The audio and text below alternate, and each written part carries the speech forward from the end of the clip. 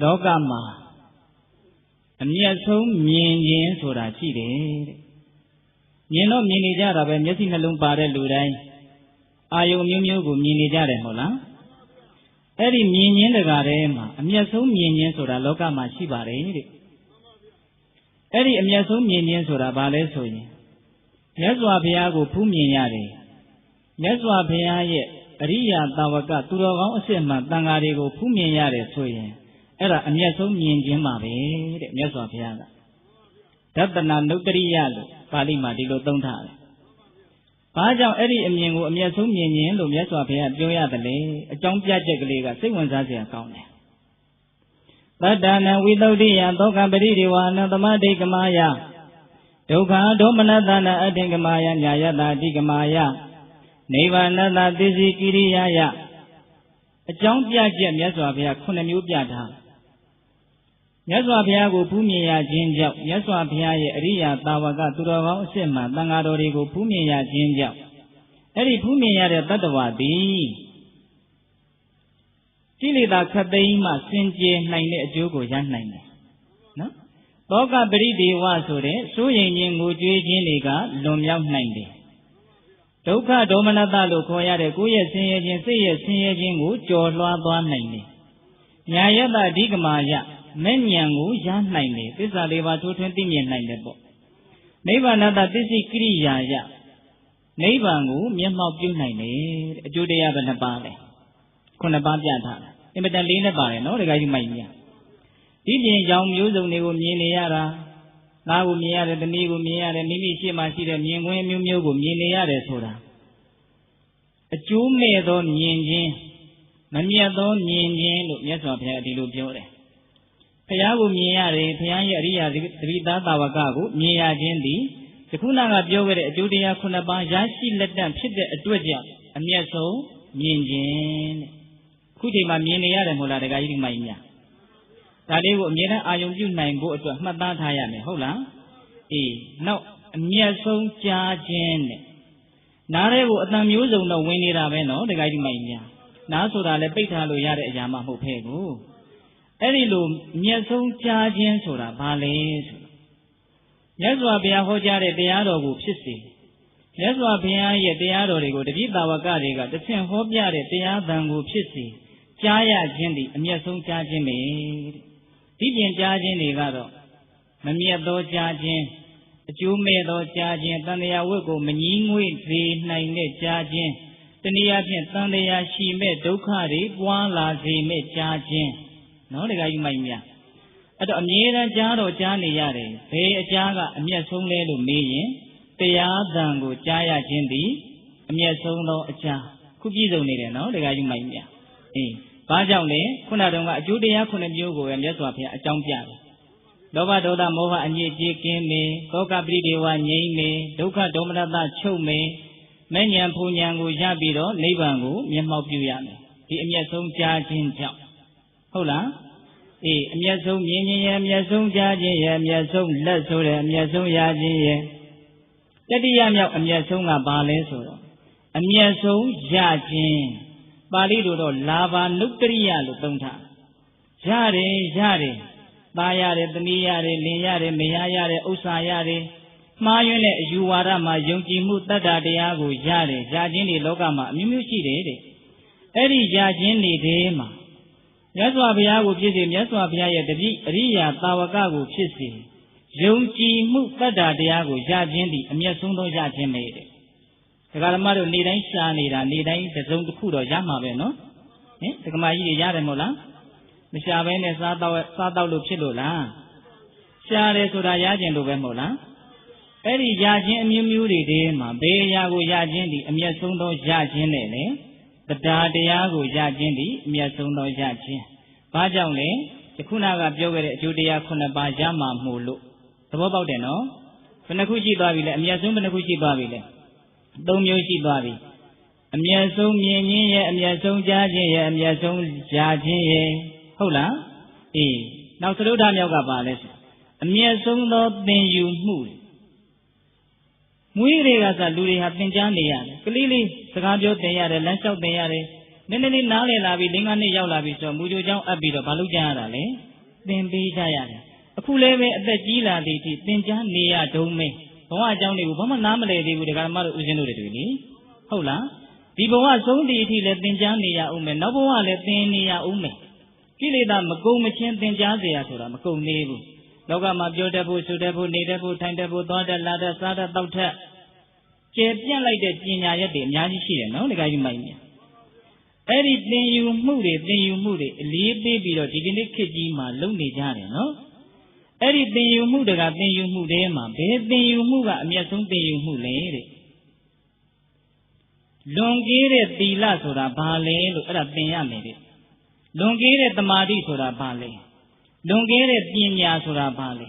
သီလသမာဓိပညာရဲ့အကြောင်းကိုကျင့်သုံးတတ်အောင်လေ့ကျင့်တတ်အောင်လိုက်နာတတ်အောင်သင်ယူခြင်းဒီအဲ့ဒါအမျက်ဆုံးသောသင်ကြားမှုခုပေးတဲ့တို့အဲ့ဒါလုပ်နေတာပေါ့တန်ကိစ္စမဟုတ်ဘူးနော်အမျက်ဆုံးသောသင်ယူမှုကိုသင်ကြားနေတာဒီချိန်လေးကလေ၄ခုရှိသွားပြီဘာကြောင့်အမျက်ဆုံးလို့ပြောတယ်လဲခုနတုန်းကအကျိုးတရား9မျိုးရမှာမို့လို့ပြန်မကောက်တော့ဘူးနော်တရားထက်နေတယ်ပြောကြလိမ့်မယ်ဟုတ်လားအမျက်ဆုံးသင်ကြားမှုပြီးတော့မဆက်ပြောထားတော့ဆိုတော့မြတ်စွာဘုရားကအမျက်ဆုံးသောလှုပ်ကြွေးမှုဒါလေးကိုပြောချင်တာသားကိုလှုပ်ကြွေးရတာရှိတယ်သမီးကိုလှုပ်ကြွေးရတာရှိတယ်အိမ်နောက်တာဝန်ထမ်းပြီးတော့အမျိုးမျိုးသောဆက်ဆံရတွေအိမ်မှာခေါ်ထားပြီးတော့တချို့လှုပ်ကြွေးနေကြရတာတွေရှိတယ်မဟုတ်လားကိုယ်စွမ်းကိုယ်စားကိုထုတ်ပြီးတော့ကိုယ့်ရဲ့အစွမ်းအစနဲ့ငါတယောက်တည်းစားလို့မဖြစ်ဘူးငါနဲ့ပတ်သက်တာတွေကိုကြွေးအောင်မှဖြစ်မယ်ဆိုတာဒါကောင်းတဲ့အလုပ်ပါနော်ဒကာကြီးမိုက်မြသို့တော့အဲ့ဒီလှုပ်ကြွေးခြင်းဒီသံဃာဝုကလွတ်စေတတ်တဲ့လှုပ်ကြွေးခြင်းမျိုးမဟုတ်ပါဘူးတဲ့မြတ်စွာဘုရားကဟုတ်လားဘယ်လှုပ်ကြွေးခြင်းမျိုးကအမျက်ဆုံးသောလှုပ်ကြွေးခြင်းလဲဆိုတော့မြတ်စွာဘုရားကိုဖြစ်စေမြတ်စွာဘုရားရဲ့အရိယာတပိသားတာဝကသူတော်ကောင်းအစစ်မှန်သံဃာတွေကိုပြုစုလှုပ်ကြွေးခြင်းသည်သံဃာဝုကလွတ်စေခြင်းအစရှိတဲ့ခုနတုန်းကအကျိုးတရား9မျိုးရမှာမို့လို့သူဒီအမျက်ဆုံးသောလှုပ်ကြွေးခြင်းနဲ့မဟာတုံးနဲ့ပတ်သက်နေတဲ့ပုဂ္ဂိုလ်တွေဒါကောင်းနဲ့ဆွဲကြဖို့ပါပဲဟုတ်လားသံဃာတော်တွေဖျားမှုရှိတဲ့သံဃာတော်တွေနော်ဒီတိုင်းပြုစုပြီးတော့လှုပ်ကြွေးနေကြတဲ့ဖြုတ်ဆွန်းတော်ကတ်တွေဒါဖျားကိုပြုစုလှုပ်ကြွေးတာပဲနော်အဲ့ဒီပြုစုလှုပ်ကြွေးခြင်းကိုအကြောင်းပြုပြီးတော့တိုင်းတာလို့မရနိုင်တဲ့ယခုနကအကျိုးတရား9မျိုးကိုရမှာဖြစ်တဲ့အတွက်ကြောင့်အဲ့ဒီလှုပ်ကြွေးခြင်းဒီအမျက်ဆုံးသောလှုပ်ကြွေးခြင်း5မျိုးရှိသွားပြီနော်ဒီနောက်ဆုံးကပါလဲဆိုတော့အမျက်ဆုံးသောအောက်မေ့မှုအနုတ္တရာနုတ္တရိယံလို့စာကအဲ့လိုသုံးတယ်နော်အမျက်ဆုံးသောအောက်မေ့မှုဒကာဓမ္မတို့ဦးဇင်းတို့အတိတ်ဆိုတာရှိတယ်နော်ဖြတ်တန်းလာခဲ့တယ်အတိတ်ဆိုတာရှိနေရင်အောက်မေ့မှုဆိုတာရှိနေတယ်မို့လားပြီးခဲ့ပြီးသားတွေကိုပြန်ပြီးတော့စဉ်းစားနေတယ်လာမယ့်အနာဂတ်မှာဘလို့ဖြစ်မှလဲလို့ကြိုတင်ပြင်ဆင်ပြီးတော့စဉ်းစားနေတယ်စဉ်းစားမှုကိုရပ်တန့်ထားလို့ရသလားမရဘူးဘဝမှာအဲ့ဒါဟာအစိတ်ပိုင်းနေပဲနော်အဲ့ဒီစဉ်းစားမှုတွေအောက်မေ့မှုတွေအမျိုးမျိုးရှိတဲ့အ낵ကစဉ်းစားနေကြတာပဲနော်ဘယ်စဉ်းစားခြင်းဟာအမျက်ဆုံးလဲလို့မေးရင်မြတ်စွာဘုရားရဲ့အကြီးအသေးမြတ်စွာဘုရားရဲ့အကြောင်းပေါ့ရိုးရိုးလေးပြောရရင်နော်ပြီးရင်မြတ်စွာဘုရားရဲ့တပိသာဝကအရိယာသာဝကတို့သူတော်ကောင်းအေးချမ်းနဲ့တည်ငြိမ်နဲ့ရင့်ကျက်တဲ့သူတော်ကောင်းတို့ရဲ့အကြောင်းကိုစဉ်းစားနေခြင်းသည်ယခုနကအကျိုးတရား9မျိုးရမှာဖြစ်တဲ့အတွက်ကြောင့်အမျက်ဆုံးသောအောက်မေ့မှုတဲ့ဘယ်နှမျိုးရှိသွားပြီလဲ6မျိုးအမျက်ဆုံးအမြင်ဆိုတာကိုဒီအချိန်မှာရှားရှားပါးပါးရနေပြီအမျက်ဆုံးကြားခြင်းဆိုတာလည်းအခုရနေတယ်ဟုတ်လားတခါယူမိုင်းများအမျက်ဆုံးသောရခြင်းဆိုတဲ့တတ္တတရားလည်းရနေတယ်ဟုတ်တယ်နော်ပြီးတော့ဗာလဲအမျက်ဆုံးသောသင်ယူမှုအခုဦးဇင်းတို့ဟောမဲ့ဟုတ်ထိသုတ်တံကိုပေးတာပေါင်းသူတော်ကောင်းတို့မပြီးမချင်းတော့နားထောင်ကြရမှာပဲမဟုတ်လားအဲ့ဒါအမျက်ဆုံးသင်ယူမှုဘဝမှာဘလို့သုံးချမယ်ဆိုတဲ့စိတ်ကူးနဲ့နားထောင်နေတယ်လို့ဦးဇင်းတို့မျှော်လင့်ပါတယ်ဟုတ်လားအမျက်ဆုံးသင်ယူမှုရနေတယ်အမျက်ဆုံးပြုစုလှုပ်ကြွေးမှုပြုစုလှုပ်ကြွေးခဲ့ဘူးလားပြီဟုတ်လားအဲ့ဒါကိုဝမ်းမြောက်မှုပီတိဖြစ်ရမယ်နော်ပြီးတော့ဗာလေအမျက်ဆုံးအောင်မေ့မှုဒီတရားလေးကိုပြီးရင်လည်းပဲမြတ်စွာဘုရားလေးသိချင်းတဲ့ကဘာတသိန်းပါရမီဖြည့်ပြီးတော့အရင်ဒီအများကြီးပေးခဲ့ပြီးမှခဲရခဲစီရခဲ့တဲ့တရားတော်လို့တကယ်ကိုပဲမျက်နှိုးပြီးတော့ပိဋကပေါင်းသူတော်ကောင်းတို့ပြန်ပြီးတော့အောင်းမေ့နိုင်ကြပါစေဟုတ်လားအဲ့ဒါဆိုရင်အကျိုးတရား9ပါးရပြီးတော့တန်တရားလက်ဆက်သိငြိမ်းတဲ့ပုဂ္ဂိုလ်တွေဖြစ်ကြလိမ့်မယ်ဒါတရားမနာခင်မှာဥစဉ်တို့ပိဋကပေါင်းသူတော်ကောင်းတို့ကိုဝမ်းသာစေဖို့ဒါလေးကိုစိတ်ထဲကပြောခြင်းစိတ်ပေါက်လာလို့ပြောလိုက်ပါတယ်ဟုတ်လား အခုဆက်ပြီးတော့ဘာလုပ်ကြမှာလဲအမျက်ဆုံးသောသင်ယူမှုဘာလဲသိက္ခာနုတ္တရိယံတဲ့အနုတ္တရိယံအမျက်ဆုံးသောသိက္ခာသင်ယူမှုအဲ့ဒါကိုနားလည်ဖို့လိုပါတယ်သင်တယ်ဆိုတာနားလည်မှကိစ္စပြီးတယ်မဟုတ်လားနားလည်တာကိုပဲအသိလို့ခေါ်တယ်မဟုတ်လားအဲ့ဒီအသိကိုပဲပညာလို့ပြောပြီးတော့အမျက်ဆုံးယရဏလို့မြတ်စွာဘုရားချီးမွမ်းခဲ့တယ်မဟုတ်လားအခုအမျက်ဆုံးအရာကိုရအောင်အမျက်ဆုံးသောသင်ယူမှုကိုစကြမယ်နော်ဒီကယူမိုင်းမြတ်ဒီတရားဒေသနာတော်ကိုဘုရားရှင်ကိုတော်မြတ်သာဝိထိပြည်မွန်ဒေတဝန်ရွှေကျောင်းမှာကင်းအောင်မွေလျော့စံပေတော်မူစဉ်တခုသောညချမ်းကာလနတ်သားအုပ်စုတစုမြတ်စွာဘုရားရဲ့ထံတော်မှောက်ကိုရောက်လာကြရောက်လာပြီးတော့အဲ့ဒီတည်းကအင်မတန်ဉာဏ်ကောင်းတဲ့နတ်သားတစ်ယောက်ကထပြီးတော့မြတ်စွာဘုရားကိုမေးတယ်သူမေးတာလေးကနည်းနည်းလေးဦးဇင်းတို့လျှို့ဝှက်မှုရှိတယ်အဲ့ဒါလေးကိုမြတ်စွာဘုရားဖြေထားတာကိုပေးတတ်လို့ဒီနေ့ညနှလုံးသွင်းကြရမယ်နော်ကိဉ္တုဥပ္ပတတံသစ္ထံကိဉ္တုနိပါတတံဝရံကိဉ္တုပဝဇ္ဇမာနာနံကိဉ္တုပဝတတံဝရောဗန္ဒီဘုံတော်ကြည်တော်မူသောမြတ်စွာဘုရားဥပ္ပတတံအထက်သို့တက်နေသောအရာတို့တွင်ကိဉ္တုအဘေယာတိသစ္ထံမြတ်ဆုံးနေအထက်တက်နေတဲ့အရာတွေထဲမှာဘေးရာအမျက်ဆုံးလေးတွေနံပါတ်1မေခွန်းဗန္ဒီဘုံတော်ကြည်တော်မူသောမြတ်စွာဘုရားနိပါတတံအောက်သို့လျှော်ကြနေသောအရာတို့တွင်ကိဉ္တုအဘေယာတိဝရံဝရောအမျက်ဆုံးနေအောက်ကျနေတဲ့အရာတွေထဲမှာလည်းဘေးရာအမျက်ဆုံးလေးတွေနံပါတ်2မေခွန်း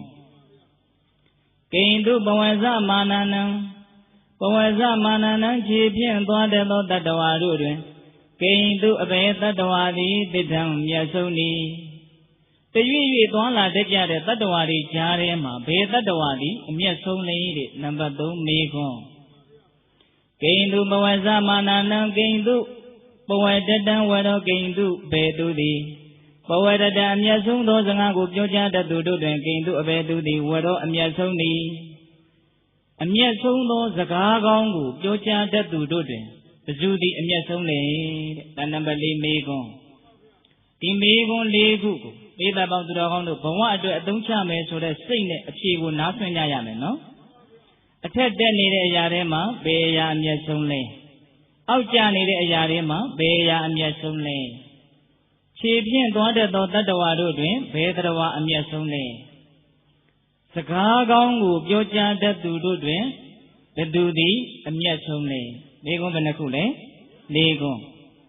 အဲ့ဒီမေခွန်း4ခုကိုမြတ်စွာဘုရားဖြေမယ်လို့လုပ်နေစေကာလမှာ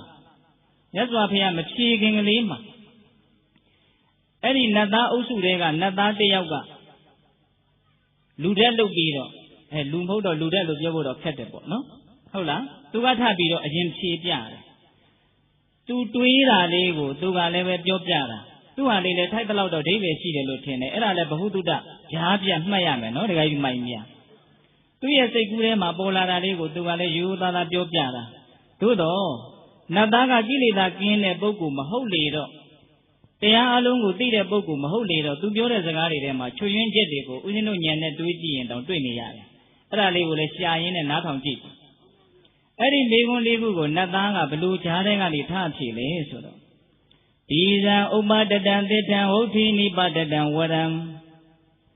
ဂါဝပဝဇ္ဇမာနာနံဗုဒ္ဓပဝတတံဝရောသူကလည်းတော်တော်လေးတော့ဒိဋ္ဌိရှိတယ်ဗျတခါကြီးရဲ့နော်သူပြောတာလေးလည်းမဆိုးပါဥပဒတထက်သို့တက်နေသောရာတို့တွင်ဘီဇံမျိုးစေ့သည်သစ္ထံအမျက်ဆုံးသည်ဟောအထက်တက်နေတာတွေထဲမှာမျိုးစေ့ဟာအမျက်ဆုံးနေတယ်မျိုးစေ့ကလေးမြေကြီးပေါ်ချရေလေးလောင်းတော့အညွန့်ညောင်လေးတက်လာတယ်မဟုတ်လားအဲ့ဒီအညွန့်ညောင်လေးတွေတက်လာလို့သာဒကာရမတို့ဦးဇင်းတို့တွေအခုလူဆိုပြီးတော့ရက်တည်နေရတာနော်ဟုတ်လားစဘာပင်တွေကမြအညွန့်ညောင်ထွက်မလာဘူးဆိုရင်စဘာမျိုးစေ့တွေကမြအပေါ်ကိုတက်မလာဘူးဆိုရင်ဘယ်နဲ့မြလောက်ကြပါအဲ့တော့နတ်သားပြေတဲ့ဖြေလဲထိုက်တဲ့လောက်တော့ဒိဋ္ဌိရှိတယ်မဟုတ်လားအထက်တက်နေတဲ့အရာထဲမှာဘာအမျက်ဆုံးလဲမျိုးစေ့ကအမျက်ဆုံးတယ်ဘာမျိုးစေ့လို့ခွဲပြောမထားတဲ့အတွက်ကြောင့်ဦးဇင်းကတော့စဉ်းစားကြည့်တယ်အစိတ်မျိုးစေ့ဆိုရင်တော့ဘယ်လိုများလုပ်မလဲလို့ဒါဦးဇင်းစဉ်းစားမိတာလေးပြောပြတာပါအဲ့ဒါသူ့ရဲ့နံပါတ်1အဖြေဒါတွေကိုတော့ဦးဇင်းတို့အကျေချဲ့ပြီးတော့မပြောတော့ဘူးနော် အဖိုးတန်နဲ့မြတ်စွာဘုရားရဲ့အဖြေကိုပြောတဲ့နေရာမှာအချိန်လေးဖြုံးတီးကုန်မှာဆိုလို့ဟုတ်လားဒါသူရဲ့ပထမအဖြေဒီသာဥပဒတံတိထံဟုတ်တိနိပဒတံဝရံနိပဒတံအောက်သို့လျှောကြနေသောအရာတို့တွင်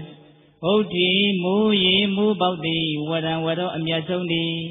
ဟောဒါလေးကိုယူပြီးတော့ဟုတ်တိတုတ်တံလို့ပြောထားတာနော်အောက်ကျလာတဲ့အရာတွေထဲမှာမူရေမူပေါက်ကလေးတွေကျလာတာအကောင်းဆုံးအမျက်ဆုံးမေးတဲ့မူမြန်2 နှစ် 3 နှစ်လောက်တပေါက်မှမကြပဲနေရင်ဘယ်လိုများလုပ်ကြမလဲနော်ကောင်းတယ်နော်သူဖြေတာလေးလည်းပဲဒါပဲမလို့သိပြီးတော့မိုးကကြီးလွန်းပြီးတော့ရေတွေကြီးနေတဲ့အချိန်မှာရွာတဲ့မိုးကိုတော့ကောင်းတယ်လို့ပြောလို့ရမလားမရနိုင်ဘူးသူကဖျားမှမဟုတ်တာဆိုတော့ပြည့်စုံတဲ့အဖြေတစ်ခုကိုထုတ်ဖို့ဆိုတာသူ့ရဲ့အရာမှမဟုတ်ဖဲဘူးဗျတက္ကကြီးတို့ရဲ့နော်ဒါပေမဲ့သူ့ရဲ့အဖြေလေးလည်းဘုဟုတုတမှတ်ထားနော်အပေါ်တက်နေတဲ့အရာထဲမှာမျိုးစေ့ကအမျက်ဆုံးအောက်ကျနေတဲ့အရာထဲမှာမိုးရင်မိုးပေါက်သည်အမျက်ဆုံးဒါသူပြောတယ်ဟုတ်လားဂါဝပဝဇမာနနံပဝဇမာနနံခြေဖြင့်သွားတတ်သောတတ္တဝါတို့တွင်ဂါဝနွားမသည်တိထံတိတော်အမျက်ဆုံးသည်အိန္ဒိယကနေသိပြီးတော့နတ်ဖြစ်တဲ့နတ်သားဖြစ်ဟန်တူတယ်လို့ဦးဇင်းတို့ထင်တယ်ဒကာကြီးတို့ရခြေဖြင့်သွားတတ်တဲ့တတ္တဝါတွေထဲမှာဘာအမျက်ဆုံးလို့နတ်သားကပြောလိုက်တာလဲနွားမဘာပြုလို့လဲနှုတ်ရည်ကိုပြီးတယ်သားကိုပြီးတယ်အသားကိုပြီးတယ်ပြီးရင်ပရည်ကိုပြီးအောင်မယ်သူမပြီးတာဘာမှမရှိဘူးဟုတ်လားနွားမလောက်အသုံးကျတာဘာမှမရှိဘူးလို့သူသဘောပေါက်တဲ့အတွက်ကြောင့်တရားတွေထဲမှာတော့နွားမသည်အဖို့တန်ဆုံးမင်းလို့သူကဒီလိုပြောချလိုက်တယ်အတိုင်းတာတစ်ခုထိတော့မှန်မယ်ပေါ့နော်လုံးဝပြည့်စုံသည့်အထိမှန်တဲ့အဖြစ်တစ်ခုတော့မဟုတ်ပါဘူးဟုတ်လားဒါသူရဲ့နံပါတ်3အဖြစ်ဂါဝပဝဇမာနနံပုတ္တောပဝတတံဝရောပဝတတံစကားကောင်းကိုပြောကြတတ်သူတို့တွင်ပုတ္တောသာသမီသည်တိထံတိတော်အမျက်ဆုံးသည်ဟောတိရိတာရာပြောကြတတ်လို့မိဘရဲ့စိတ်နှလုံးကိုနှလုံးစိတ်ဝမ်းကိုအေးချမ်းအောင်ပြောတတ်တဲ့နေရာမှာသာသမီသည်အမျက်ဆုံးပဲတဲ့သာသမီပြောတဲ့စကားဆိုမိဘတွေဟာယုံကြတာပဲများတယ်နော်ဒါကြောင့်သာသမီယုံစုံလုံးကန်းဆိုတာအဲ့ဒါကိုပြောတာသူတို့ပြောတယ်ဆိုရင်ယုံလိုက်တာပဲဟုတ်လားသာသမီပြောတဲ့စကားဆိုအမှားပါတယ်လို့မထင်ဘူးစကားပြောတဲ့ခါစားလေးမြန်ပြောတယ်ဆိုရင်ပီတိကိုဖြည့်ပြီးတော့ဟုတ်လားမိဘတို့ရဲ့မေတ္တာနဲ့နူးညံ့ပြီးတော့လူတွေရဲ့စိတ်ထဲမှာအရာတွေအများကြီးတွေ့မသွားဘူးလားဒါကြောင့်စကားကောင်းကိုပြောသူတို့တွင်ဘသူဒီမျက်ဆုံးလို့နတ်သားကပြောလေသာသမီဒီအမျက်ဆုံးတဲ့ဒီအဖြေ၄ခုကတော့ဘဟုတုတ္တအနေနဲ့မှတ်ဖို့လောက်ပါပဲသိအရေးကြီးမဟုတ်ပါဟုတ်လားမြတ်စွာဘုရားဆက်ဖြေမဲ့အဖြေကတော့ပေတပေါင်းသူတော်ကောင်းတို့မမေ့အောင်မှတ်ကြရမယ်ဟုတ်ရဲ့လားဘာကြောင့်လဲအ내အတိတ်ပဲလေးနဲ့မှုအပြည့်ပါနေတဲ့အတွက်ကြောင့်လို့ဦးဇင်းတို့အဲ့ဒါလိုပြောကြတယ်ဟုတ်လားဘုရားဖြေပုံကလေးဆက်ပြီးတော့နားထောင်ကြရအောင်ဝိဇာဥပဒတံတိထံဝိဇာနိပဒတံဝရံတံကိုပဝဇမာနနံဗုဒ္ဓပဝတတံဝရောဒေဝဗုဒ္ဓတိလိုရင်းနဲ့မေးလျှောက်လာတဲ့ဥနတဥပဒတံအထက်သို့တက်နေသောယာတို့တွင်ဝိဇာအတိညာပညာသည်တိထံတိထောအမျက်ဆုံးသည်ကောင်းလိုက်တဲ့အဖြေဗျအထက်တက်နေတာတွေထဲမှာတနည်းအားဖြင့်တိုးတက်နေတာတွေထဲမှာများပြားနေတာတွေထဲမှာဘယ်အရာတိုးတက်ခြင်းသည်အမျက်ဆုံးသောတိုးတက်ခြင်းနဲ့လဲအတိညာတိုးတက်ခြင်းသည်အမျက်ဆုံးသောတိုးတက်ခြင်းနဲ့ကျန်တာတွေတိုးတက်တာဟာအတိညာတိုးတက်ခြင်းကိုဘယ်လို့မှလိုက်လို့မမီပါဘူးမြတ်စွာဘုရားရဲ့အဖြစ်ဘယ်လို့မှစောရကတက်လို့မရအောင်ဘာအကြားပေါက်မှမရှိဘူးနော်ဒကာကြီးမိုင်းမြလုံးဝပြည့်စုံတယ်လောကမှာအတိညာသည်သာလေအခရာအကြဆုံးနဲ့အဓိကအကြဆုံးပဲဟုတ်လားဒကာကြီးမိုင်းမြအတိညာမြင်ရင်လူရဲ့ဘဝဟာမြင့်လာတာပဲလူတယောက်ရဲ့ဘဝအနှိမ့်အမြင့်ဆိုတာအတိညာပေါ်မှာမူတည်တယ်အတိညာနှိမ့်ရင်ဘဝနှိမ့်တယ်ပစ္စည်းဥစ္စာဘလောက်ပဲပေါ်ပေါ်ဂုဏ်ပကသနာဘလောက်ပဲရှိဘဝဘေးအကျိုးဘေးကြောင့်လေအတိညာနှိမ့်နေတယ်ဆိုရင်ဒီလူရဲ့ဘဝဟာနှိမ့်နေတယ်လို့ပြောရမယ်မျက်စိလည်းကောင်းတယ်နားလည်းကောင်းတယ်အကုန်ကောင်းတယ်ဒါပေမဲ့စိတ်ဖောက်နေတယ်ဆိုရင်ဘယ်လိုများဝေဖန်ကြမလဲအဲ့ဒီလူရဲ့ဘဝကိုဘယ်လောက်တန်ဖိုးရှိတဲ့ဘဝလို့ပြောနိုင်မှာလဲဘာချိုရင်းသွားတာလဲအတိညာလူစင်မမှီတာနော်ဒကာကြီးမိုက်များဒါကြောင့်အတိညာအနေအမြင့်ကိုကြည့်ပြီးတော့လူတယောက်ရဲ့ဘဝအနေအမြင့်ကိုအကဲဖြတ်ရမယ်မဟုတ်လားဒါကြောင့်ဒီမှာမြတ်စွာဘုရားပြောထားတယ်တိုးတက်နေတာတွေထဲမှာပစ္စည်းဥစ္စာတွေတိုးတက်တာဒီကိအင်မတန်ပေါ်တယ်နော်ဒကာကြီးမိုက်များ သိပြီးတော့လည်းစမ်းကြပါတယ်လိုက်လို့မမီနိုင်တော့အောင်သိပြီးတော့မလိုဘူးလို့တောင်ထင်ရလောက်အောင်နော်ဦးဇင်းတို့စိတ်ထဲတစ်ခါတော့အဲ့လိုတောင်ထင်တယ်တချို့ຢာတွေသိမလိုတော့ပါဘူးပိုးနေပါပြီဟုတ်လားပစ္စည်းတွေကများလိုက်တာတချို့ဟာတွေကဒါတွေနောက်လိုက်ရင်းနဲ့ပဲလူတွေရဲ့ဂုဏ်သိက္ခာတွေလူတွေရဲ့အကျင့်တွေလူတွေရဲ့စိတ်ဓာတ်တွေဟာမြင့်တဲ့ပစ္စည်းတွေရဲ့နောက်ကိုလိုက်ရင်းနဲ့နှိမ့်သွားတယ်လို့ဦးဇင်းတို့ထင်တယ်ဟင်ဒကာကြီးဒီမိုင်းမြလက်ခံလာအဲ့ဒါကိုလူချင်းတူအောင်အိမ်ချင်းတူအောင်သုံးနိုင်ရေးဆွဲနိုင်ရေးကြောင့်ဟောပစ္စည်းရဲ့လွှမ်းမိုးမှုလူပေါ်မှာအများကြီးရှိတယ်နော်အဲ့ဒီတိုးတက်နေတဲ့ဖြစ်ကြီးထဲမှာဘယ်အရာတိုးတက်ခြင်းဒီအမျက်ဆုံးသောတိုးတက်ခြင်းနဲ့လဲအသိဉာဏ်တိုးတက်ခြင်းဒီအမျက်ဆုံးတိုးတက်ခြင်းဒါအလုံးကိုသိတော်မူတဲ့သဗ္ဗညုဘုရားရှင်ရဲ့အဖြစ်နော်ဒကာကြီးမိုက်များပြီးရင်ဦးဇင်းတို့ပေါင်းပြီးတော့ရှင်းပြမယ်ဒုတိယအဖြစ်ပြီးရင်ပေါင်းပြီးတော့ရှင်းပြနိပါတတံအောက်သို့လျှောကြနေသောအရာတို့တွင်အဝိဇ္ဇာမသိမှုမောဟအဝိဇ္ဇာဆိုတဲ့တရားသည်တိဋ္ဌံတေထောအမျက်ဆုံးသည်အောက်ကြတာတွေထဲမှာမသိတာတွေကြသွားရင်အကောင်းဆုံးပဲတဲ့အဖြောင့်ပြောရရင်လေဟုတ်လားတခါကြီးမိုင်းများနှိမ့်ကြသွားတာတွေလျှော့လို့ရတဲ့ຢာတွေကိုလျှော့မယ်ဆိုရင်ဘယ်တရားကိုလျှော့လိုက်ရတာဟာအကောင်းဆုံးနဲ့မသိတာတွေကိုလျှော့လိုက်ရရင်အကောင်းဆုံးဟုတ်လားနောက်ကဒကမာကြီးတွေဖြေစမ်းမှဝေသင်းသူတွေဟုတ်လားဟင်အထက်တက်နေတာတွေတိုးတက်နေတာတွေထဲမှာဘာတိုးတက်ရင်အကောင်းဆုံးလဲအသိဉာဏ်နော်လျှော့လို့ရလို့လျှော့မယ်အောက်ကျသွားတာတွေထဲမှာဘယ်အရာတွေနည်းသွားရင်အကောင်းဆုံးလဲမသိတာတွေနည်းသွားရင်အကောင်းဆုံးဟုတ်လားတခါကြီးမိုက်မြသိတာနဲ့မသိတာနဲ့ကမသိတာတွေများလာရင်သိတာဟာနည်းတဲ့သဘောရှိသိတာတွေများလာရင်မသိတာဟာနည်းသွားတဲ့သဘောရှိဟုတ်လားသူတို့နှစ်ခုကပါလဲလုံးဝဆက်ဆက်နေတယ်အဲ့ဒါလေးကိုဦးဇင်းတို့ရှင်းပြရဘာကြောင့်မြတ်စွာဘုရားကတိုးတက်ခြင်းဆုပ်ယုပ်ခြင်းထဲမှာဒီအသိဉာဏ်ကိုဦးစားပေးပြီးတော့ပြောရသလဲဒါလေးစဉ်းစားရမယ်အဲ့ဒီလိုမြတ်စွာဘုရားရှင်ကိုတော်မြတ်ကြီးအလေးနဲ့ထားပြီးတော့ဒီသိခြင်းနဲ့မသိခြင်းကိုဘာကြောင့်အလေးနဲ့ထားပြီးတော့ပြောရသလဲဒါလေးစဉ်းစားရမယ်နော်ဒကာကြီးမိုက်မြဘာကြောင့်လဲဆိုတော့လူလောကကြီးမှာမသိလို့ရှိရင်မှားကုန်တယ်ဟုတ်လားမသိရင်ပါလဲမှားကုန်တယ်လှုပ်တာတွေမှားမယ်ပြောတာတွေမှားမယ်တွေးတာခေါ်တာတွေမှားမယ်အဲ့ဒီလိုမှားလို့ရှိရင်အဲ့ဒီအမှားရဲ့ဓာန်အဖြစ်အနေနဲ့ဒုက္ခရောက်ကိုရောက်မယ်ဒကာဓမ္မတို့ဦးဇင်းတို့မရခြင်းတဲ့ဒုက္ခတွေဟာဘယ်ကလာတာလဲဆိုတာလေးကိုပေါ်အောင်ပြောနေတာနော်ဒုက္ခတွေဘယ်ကလာတာလဲမှားရာကလာတာဒုက္ခတွေဘယ်ကလာလဲမှားရာကနေလာတာအဲ့ဒီမှားတာတွေဘယ်ကလာလဲဆိုတော့မသိရာကလာတာသဘောပေါက်တယ်နော်ဒကာကြီးမိုက်မြအဲ့တော့သိတာကြတော့သူနဲ့ပြောင်းမြန်သိတာတွေများလာရင်မှားတာတွေနည်းသွားရောမှားတာတွေနည်းသွားရင်ဆင်းရဲတာတွေလူနည်းသွားတယ်မကောင်းဘူးလားအဲ့တော့ဆင်းရဲဒုက္ခချမ်းသာဒုက္ခကိုဘယ်သူကြိုးကင်နေတယ်လဲလို့မေးရင်သိခြင်းမသိခြင်းကကြိုးကင်နေတယ်ဟုတ်လားဒကာကြီးမိုက်မြသိခြင်းမသိခြင်းကကြိုးကင်နေတယ်ဟောဒီလောကကြီးမှာလေမသိတဲ့တရားဟာမသိတဲ့လူကိုပထမနှိပ်စက်တယ်ဒုတိယသူ့ပတ်ဝန်းကျင်ကိုနှိပ်စက်မယ်တချို့ခံစားချက်တွေအကြီးကြီးတောင်ရှိမယ်လို့ဦးဇင်းထင်တယ်နော်မသိတဲ့လူဒီသူ့ကိုယ်သူပထမဆင်းရဲအောင်လုပ်မယ်ဟုတ်လားပြီးရင်သူနဲ့အနီးဆုံးပတ်ဝန်းကျင်ကိုသူနှိပ်စက်လို့စိတ်ရှိရတော်၎င်းမရှိဘဲနဲ့တော်၎င်းနှိပ်စက်ပြီးသားဖြစ်နေတယ်အဲ့လောက်ကြောက်စရာကောင်းတယ်မသိမှုဟာသူကိုယ်သူနှိပ်စက်ရုံနဲ့အားမရသေးဘူးပတ်ဝန်းကျင်ကိုဘာလုပ်မလဲနှိပ်စက်မယ်သိတဲ့လူကြတော့အဲ့လိုမဟုတ်ဘူး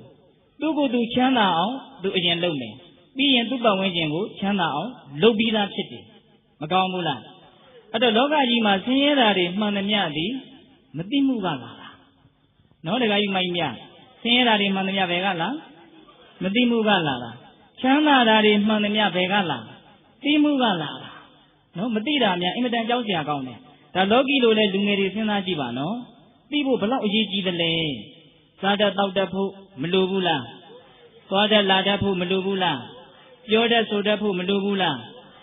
မစားတတ်မတောက်တတ်တော့ဒုက္ခရောက်တယ်ကိုဒုက္ခရောက်ရင်ကိုဘေးကလူကဒုက္ခမရောက်ပေဘူးလားမသွားတတ်မလာတတ်မပြောတတ်မဆိုတတ်စကားတခွန်းပြောရနေလို့တမိသားစုလုံးဝိုင်းဖြည့်ရှင်းရတာတွေမကြုံဘူးလားဒီလူတယောက်အတိနဲလိုက်တာနဲ့သူတွေမကပဲသူ့ပတ်ဝန်းကျင်မှာဘာဖြစ်ကုန်လဲဒုက္ခတွေအများကြီးရောက်ကုန်တယ်အဲ့တော့မသိမှုရဲ့ခွင်းဆက်ဟာကြောက်စရာကောင်းတယ်နော်မသိရင်မသိသလောက်သူ့ဘဝကိုသူဖြည့်ဆည်းမယ်ပြီးရင် သူ့အနီးစပ်ဆုံးပတ်ဝန်းကျင်ကိုဆင်းရဲစေမယ်ဒါထပ်ပြောတယ်နော်ဦးဇင်းကဟုတ်လားဒါကြောင့်မသိတာများကြောက်စရာမကောင်းဘူးလားကောင်းတယ်ဦးဇင်းတို့ဇတ်တော်ထဲမှာတွေ့ရတယ်အဲ့ဒီလောက်အားတဲ့လူရှိမှရှိပါမလားမသိတဲ့လူရှိမှရှိပါမလားလို့စဉ်းစားရလောက်အောင်ပေါ့အမေဖြစ်တဲ့လူကရှေ့ကနေပြီးတော့ဆံပြားနေတယ်သမီးလုပ်တဲ့လူကနောက်ကနေမောင်းထောင်းတယ်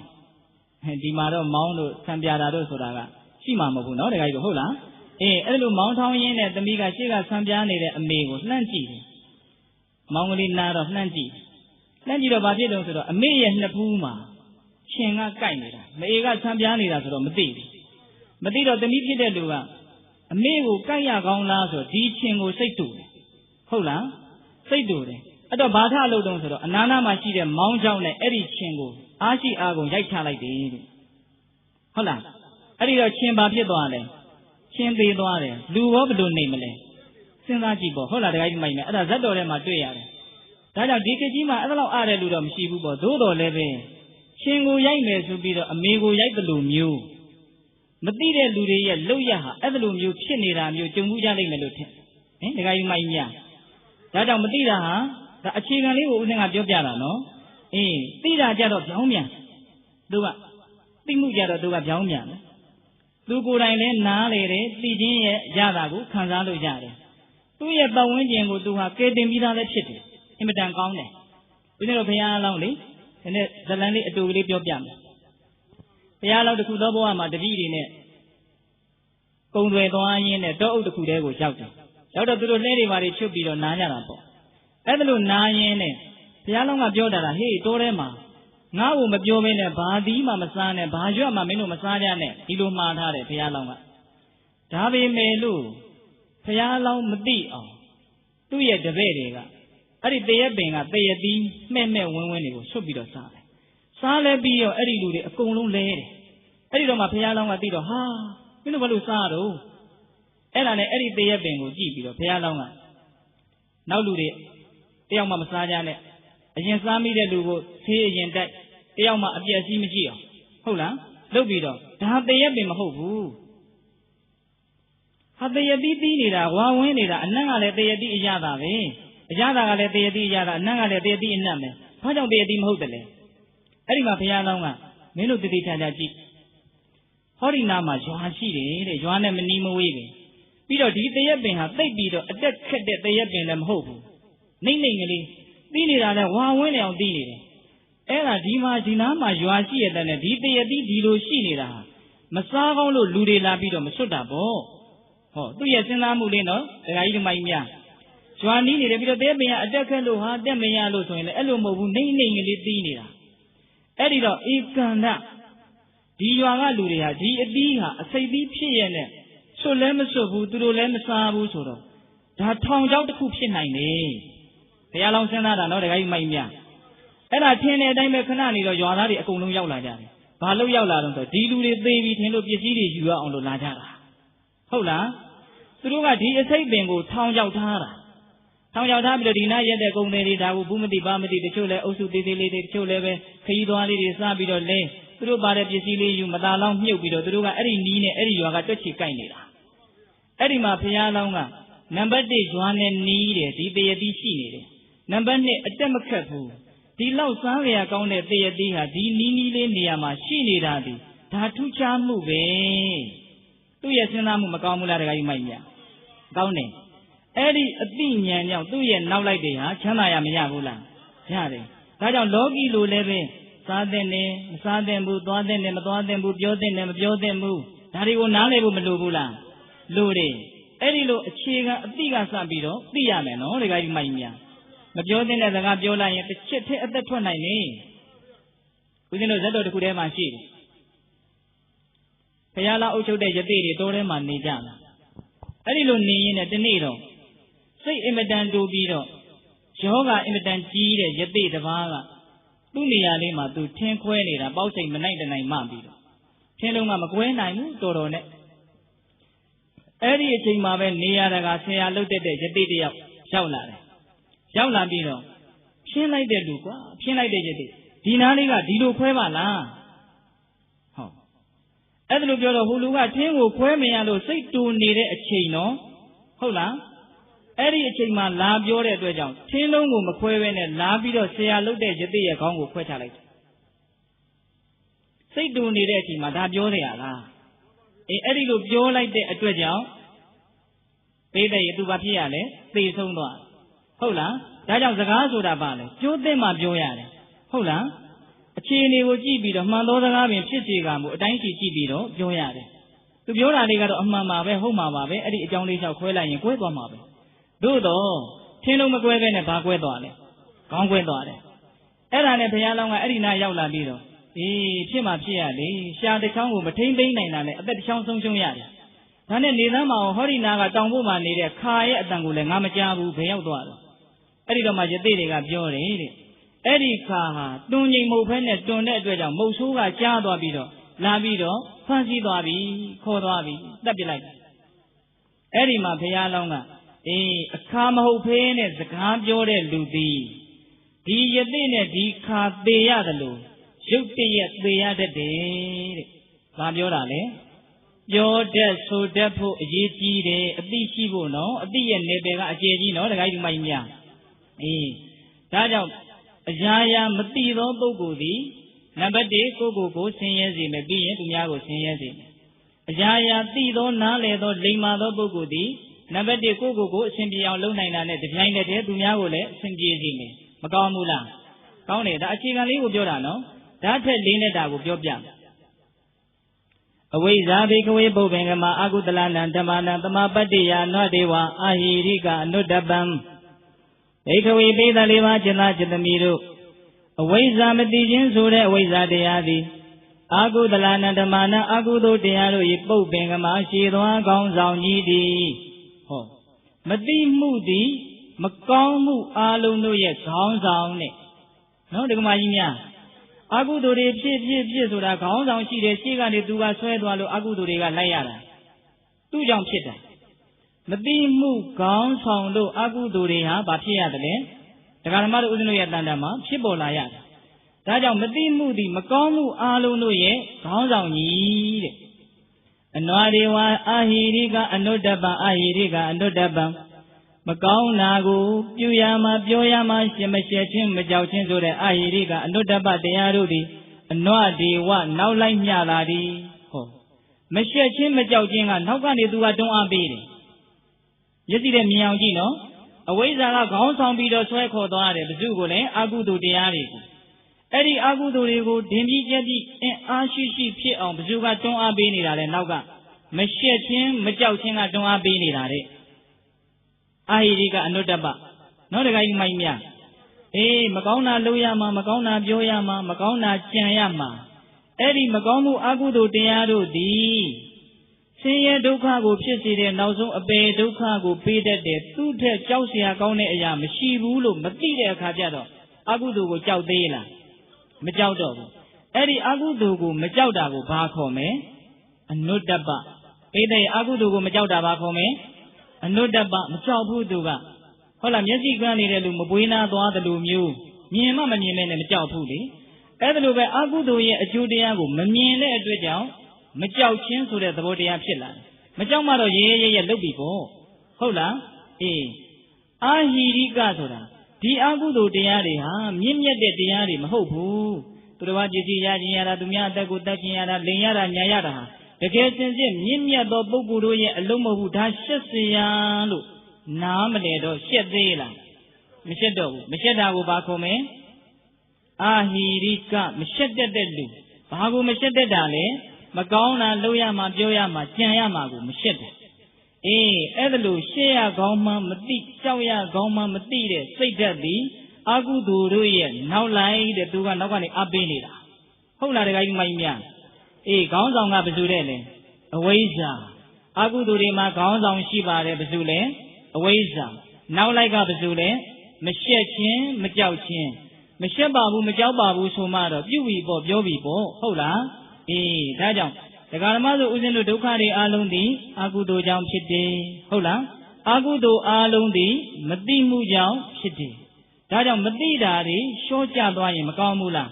ကောင်းတယ်သိတာကြတော့ဖြောင်းပြန်နော်သိတာကြတော့ဖြောင်းပြန် Visa Bekawe Bobengama Kutalana Tamana Tamapatiya Nadiwa Hiro Tapam Bekawe Betaliva China Chitamiru Visa Dijin Sude Visa Diadi Wapinya Diadi Kutalana Tamana Kudu Tiaru Bobengama Shidwa Gongzao Nidi Dijin Jaro Kudu Alon Duye Shidwa Gongzao Hola Nimyate Gongjo Chana Gubi Nine Singalongo Asian Zide A bit kin a kudu gomu mananyama gong zong shibare, Eri gong zong di, Waisa, Hola, Waisa to the bodies got the Dijin or Rivetodeno, Yeshu Mubian in Waisa, Jarawiza, Darigo Solura, Eri Waisa, John Uzino Namle Babu, Hola, Hediniama Solura Waisa, Waisa, a ceremony valelu million, Dijin knowledge in the Waisa, Hola. Eri Waisa so that Adinian she the Lakudu de Hadune de Nejana. Bajan de Gonzonga Gonego, Hola de Gaimania. Eri Maduma and Naga Kudu go Tunga Bini de the Boshi. Eranga Bari Lesoro. Hiro Daba, Nadiwa. Hiro Daba Magona, Luyama, Bioyama, Shetin, Jauchin, so the Hiri, Odabadean, the Baruri, and Nadi, what now like Nyaladi. Oh. Dijin so that the young Agudo de go counsel and Naga Nibido, he, Macona Malone, Taha Jausia, so that, oh. Not the guy in my mia, Utapa Diaga, Kudu Gomu, Balone, Abeni, Hola, hey, Macona Malone, Tashasia, Lumedo, Lum Hopu, shed the ball. Not the guy in my mia. Eddie shed the ball, the Kudu Gomu, Balone, Abeni, Naga Libido. No? At the Blue Yimjibula. Ikejima era venga ta aji do le lo thin no a shet a jaw imadan ne la ja bi hout la ma shet bu ma jaw bu do mo bu bhe ne ya shet ne dong so do ma shet tin ne ne ya shet de ma jaw tin ne ne ya jaw de a lizida ye lizan di lizida le na ye lizida ye na lizri maisa daithi tamadana tatta kisandi dogade ma shet tin ne ne ya shet ne yin le era ayusa ma de atwet jaw ma kaung de bawa taung shaung nain de de No, do the Ali, Beniama said it him. Do you do on Moya Maso and shed them mola? Eh, I said in the Kisala. Kubamana go GB the way I'm a Vemola. Eh, Kogan, Nenele the town and when I need Hagan, the down on the weather to him. Era Gama, Madaya looked at the young Shesia. Hola, do the Luria said I got Loeni at the Bogom Shibula. Eh, Edeluven, the Garamaru Yanshiva, no, Logama, Nija Tanyara Rego. Yet look change and a Gigi Zama. Luria, Machetin and Yama Shen needed a dwell, Melodenari will look them at the Nia Dodem, Jodena Jode, Menezinari, Nini, Dajan Duria, 10 years then are a bubido, 10 years needed Lutin. Hold on, I mind ya. Dajan Shetlin Jouten the Kisa, the Valelu Million, Macon, Mudida and Shetlin Jouten the Kisa. Bajan, Lumiedo Lumholo, Shayame. No, you found the me, the eaters are married, see the langu, Madoye, the Lumu, Saga, the Done. No? Eh, Magona Loyama, Choyame. Then do again, me, ye, go, Jing on Manaye, the Lumu, they call the Ubamari, no? Eh, Eddie, a shed out there is Sheila be to yen. Gomu Abapilale, ah, Sheila. Gone on Abazule. The Jensore, Waisa. No? Dadon. 10 years Duka Alundi, Agudo Jam Chite, Agudo, Oisa Council. Hola, Chana Duka Alundi, Kudo Jam Chite, Kudo Alundi, Oisa Council. Jajam Tidari, Tella Lili, Bawaha, Miela Lili. Matidari, Ningdoa Lili, Bawaha, Jidui, Miela Lili. The guy yet they are telling it. And the guy did not know. Udengaro, Hola, did it just that journey. Hola, Matidari, Ningdoa Lili, Bawaha, Miela Lili. Matidari name Bawani, I say, Majula Bana Bionera, Uzenga, Hola, and the Maji. Tajam Matidari name Doa Lili, Bawaha, Jidui, Niela Lili. Tidari, Niela Lili, Bawadi, Jidui, Niendoa Lili. Hola, Tajam Jimjibula, Jiji. Tajam Bawama, Bahaji don't know the Melo Shi, Tibo, Imita Jiji. Sujavazo. To the Honey at dinner, the Garamaro Uzino at dinner, 2 Naimala. The Garamaro at dinner, the Garamaro and Neri, the media at dinner, 2 Naila. Do 9, Makwa Chavula. Near 9, no? ဆိုကြပါစို့လူငယ်လူရွယ်တွေသားသမီးအငယ်လေးတွေကဟုတ်လားသူတို့ပုံတော်ကြောနေကြတယ်ထိုင်ကြတယ်ရှည်ကြီးနောက်ကြီးမတွေးမထောက်ဘာမှအမျှော်အမြင်မရှိဘဲနဲ့နေတယ်ဆိုရင်ငါနင်တို့အရေးတွေးပြီးတော့ရင်လေးလာတယ်ဟင်းလို့မိဘတွေမပြောဘူးလားဒကမာကြီးတွေပြောဘူးလားပြောဘူးတယ်အဲ့ဒါသူတို့အသိဉာဏ်နဲ့ဒကမာကြီးတို့အသိဉာဏ်နဲ့မတူလို့ပြောရတယ်ဟုတ်လားအဲ့ဒီလိုရင်လေးစရာလို့သိတယ်မလို့သားသမီးလေးတွေကတော့ရင်လေးစရာလို့သိလားမသိဘူးဒါကလောကမှာဖြစ်ရိုးဖြစ်စဉ်ပြောတာနော်အဲ့ဒါလိုပဲဒကာဓမ္မတို့ဦးဇင်းတို့ရဲ့ဘဝအခြေအနေကိုသူတော်ကောင်းကြီးတွေကကြည့်ခရအစရှိတဲ့သူတော်ကောင်းကြီးတွေကကြည့်တယ်ရှည်ကြီးမမြင်နောက်ရေးမသိဘာမှမသိသေးတယ်မင်းတို့အရေးတွေးပြီးတော့ရင်လေးသေးတယ်ခရကလည်းအဲ့လိုပြောတာပဲဟင်အရိယာသူတော်ကောင်းကြီးတွေကလည်းအဲ့လိုပြောတာပဲခမည်းတော်ရဲ့မလိမ္မာတဲ့သားသမီးလေးတွေကိုခမည်းတော်ညီးလုံးထုတ်တယ်လို့ဒကာဓမ္မတို့ဦးဇင်းတို့ရဲ့မိုက်မဲမှုကိုလည်းသူတော်ကောင်းတွေကညီးလုံးထုတ်တာ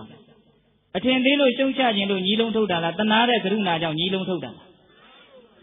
ဆိုကြတော့သားသမီးလေးတွေကိုကြီးပွားစေခြင်းနဲ့မစင်းရဲစေခြင်းတော့ခက်တယ်လို့ဒီလိုပြောတယ်နော်အဲ့လိုပဲအရိယာသူတော်ကောင်းတွေကလည်းပြောတာဒီတော့ဘာလဲဆိုတော့များများသိလေတနာလေတဲ့ဒကာကြီးမကြီးများများသိလေပါလေတနာလေတယ်အဲ့တော့လောကမှာဘယ်သူကအတနာတက်ဆုံးလဲဒကာမကြီးဟောဒီလောကကြီးမှာဘယ်သူအတနာတက်ဆုံးလဲလို့ကဲဘယ်သူမှမပြောနိုင်ဘူးအဲ့ဒါတော့တော်တော်အံ့ဩတယ်ဗျာဖယားသည်အတနာတက်ဆုံးပေါ့မဟာကရုဏာရှင်ကြီးလို့ပြောတာကြားဘူးတယ်မို့လားလို့ဖယားအတနာတက်ဆုံးဘာဘူးလို့ဖယားအတနာတက်ဆုံးဖြစ်ရတယ်လေဖယားကအတိဆုံးမို့ပေါ့ဒကာကြီးမကြီးဒီကောင်နေပဲခြေလန့်လန့်နေတာဘယ်ရောက်တော့မှအကုန်သိတယ်ဖယားကဟုတ်လားဒါကြောင့်မလို့ဟောမှားတော့မှာပဲဒါတွေကိုသိလို့မြတ်စွာဘုရားကပါလေတနာတာဒါကြောင့်ဦးဇင်းတို့ပဋိသင်္ပိဒမတ်မှာလေမြတ်စွာဘုရားရဲ့ဉာဏ်တော်6ပါးထဲမှာမဟာကရုဏာသမပတ္တိဉာဏ်ဆိုတာပါတယ်အဲ့ဒီမဟာကရုဏာသမပတ္တိဉာဏ်ထဲမှာဘာပြောတာတုံးဆိုတော့ဘဟုဟိအာကာရေဟိပတ္တန္တနံဗုဒ္ဓနာဘဂဝန္တာနံတတ္တေတုမဟာကရုဏာအောက်ကမတိဒါလေးကိုဦးဇင်းတို့အင်မတန်သဘောကျတယ်ဘဟုဟိအာကာရေဤများစွာသောအချင်းရာတို့ဖြင့်ပတ္တန္တနံမြင်တော်မူကြကုန်သောဗုဒ္ဓနာဘဂဝန္တာနံဘုရားရှင်ကိုယ်တော်မြတ်ကြီးတော်ဟာတတ္တေတုတတ္တဝါတို့ရဲ့အပေါ်မှာမဟာကရုဏာအာကြီးတဲ့တနာခြင်းသည်အောက်ကမတိတက်ရောက်ဖြစ်ပွားလေ၏များများမြင်တော့များများတနာတယ်ဟုတ်လားအဲ့တော့ဒါကဦးဇင်းကဘာကိုပြောခြင်းလို့ဒီရွယ်ချက်နဲ့ဒီစကားလေးကချီးလာတယ်လဲဆိုတော့ဒကာသမားတို့ဦးဇင်းတို့သာသနာမှာအရေးအကြီးဆုံးဒီတန်လျာကလွတ်ဖို့တန်လျာကလွတ်ဖို့ဆိုတာသစ္စာလေးပါးကိုသိမှလွတ်တာဗျသစ္စာလေးပါးသိတယ်ဆိုတာဒီခန္ဓာကိုအမြဲတမ်းတတိထားပြီးတော့ကြည်ပါများလို့ဉာဏ်ပါဝလာမှသစ္စာလေးပါးဆိုတာသိတယ်နော်တရားကလည်းနက်လာပြီနော်အဲ့ဒီသစ္စာလေးပါးကိုထိုးထွင်းသိပြီးတော့နိဗ္ဗာန်ကဘာပါလို့သိသွားတဲ့ပုဂ္ဂိုလ်သည်ဘုရားအဖြစ်စေခြင်းသုံးကိုလုပ်ပေးလိုက်တာအဲ့ဒီလူကနော်တခါကြီးမကြီးများအဲ့ဒီအတိကိုရမှသာလျင်ခုနတုန်းကဦးဇင်းတို့ရဲ့တရားဟာအထွတ်ထိပ်ကိုရောက်တယ်နော်အတိညာဟာမြင့်လေမြက်လေမတိတာတွေဟာနှိမ့်လေမြက်လေဒီလိုဖြစ်တယ်နော်ဒါကြောင့်သစ္စာလေးပါးကိုသိမှသာလျင်သာသနာနဲ့လည်းတွေ့ရကြိုးနဲ့တယ်လို့ပြောလို့ရတယ်လူဖြစ်ရကြိုးနဲ့တယ်လို့လည်းပြောလို့ရတယ်ဘာကြောင့်လဲ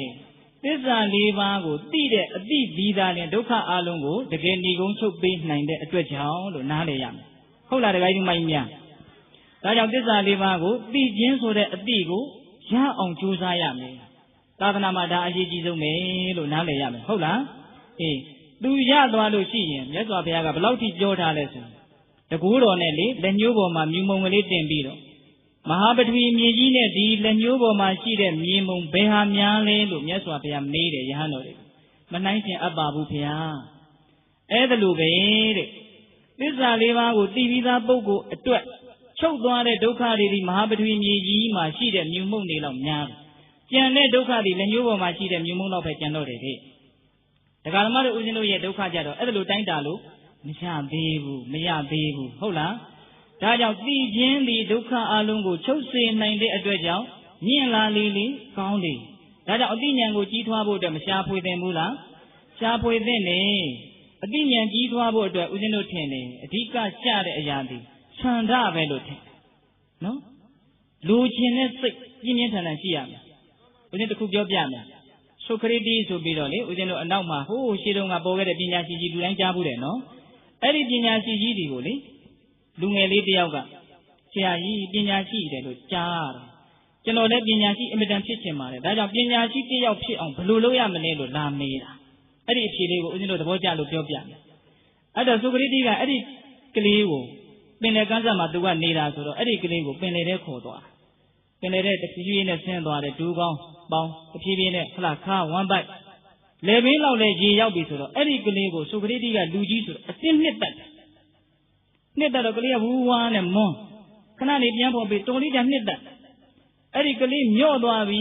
မွန်းနေပြီဆိုတော့မှဆိုကရိတိကအဲ့ကလေးကိုအဲ့တိုင်ပြစ်ထားခဲ့ပြီးတော့ကမ်းပေါ်တက်လာအဲ့တော့ဟိုကလေးကတခါဘူးဝါနဲ့တခါစိတ်တီးတူပြီးတော့ဆိုကရိတိရဲ့နောက်ကနေရန်ထိုးနဲ့လိုက်လာပြီးတော့ခင်ဗျားကြီးဘယ်လိုလုပ်တာလဲပညာရှိဖြစ်အောင်ဘယ်လိုလုပ်ရမလဲလို့မေးတဲ့ကျုပ်ကိုဘာကြောင့်သေချောင်းကြံတာလဲအဲ့ဒီမှာဆိုကရိတိကနေပါဦးမင်းကငါမေးအောင်မယ်မင်းခုနတုန်းကရင်နစ်နေတော့မင်းဘာအလိုချင်ဆုံးလဲတဲ့အဲ့ဒီမှာကလေးကမျက်လုံးပေကလက်နဲ့စဉ်းစားတယ်ငါဘာအလိုချင်ဆုံးလဲရင်နစ်နေတဲ့အချိန်မှာငါဘာအလိုချင်ဆုံးလဲငါအလိုချင်ဆုံးဒီလေပဲအဲ့ဒီအချိန်ဟုတ်လားတခါကြီးမိုင်းမြ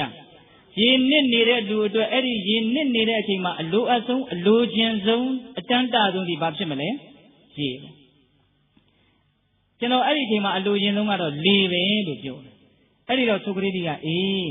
မင်းရင်နစ်တဲ့အချိန်မှာလေကိုဆာလောင်မှုတ်သိပ်တန်းတသလိုမျိုးပညာကိုမင်းအဲ့လောက်လိုချင်တယ်ဆိုရင်မင်းပညာရှိကြီးတယောက်ဖြစ်မယ်တဲ့နောက်တခါကြီးမိုင်းမြအေးဒကာသမားတို့ဦးဇင်းတို့မြတ်စွာဘုရားရဲ့အလောင်းတော်သူ့မိသားရှင်ရဲ့အသိလည်းပဲပညာပါရမီဖြည့်တော့အဲ့ဒီဥပမာလေးနဲ့အင်မတန်တူတယ်ပညာပါရမီဘယ်လိုဖြည့်ရမှာလဲဆွမ်းခံတဲ့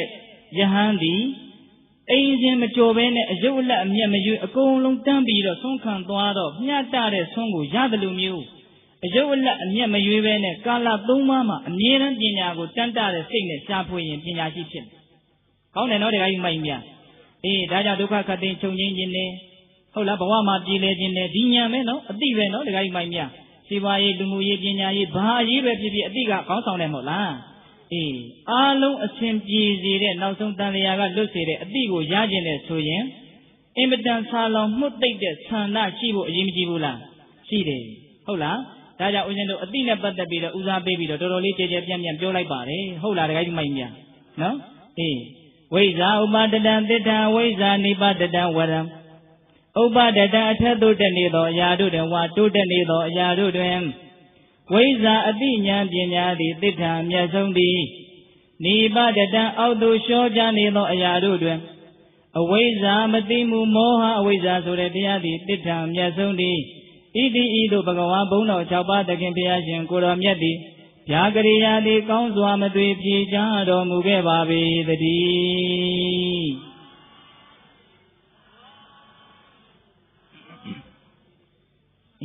ပထမမေးနဲ့ဒုတိယမေးပြီးကြမယ်နော်နောက်တတိယမေးကပါလေခြေဖြင့်သွားတဲ့သောတတ္တဝါတို့တွင်ဘယ်တတ္တဝါသည်အမျက်ဆုံးနည်းဟုတ်လား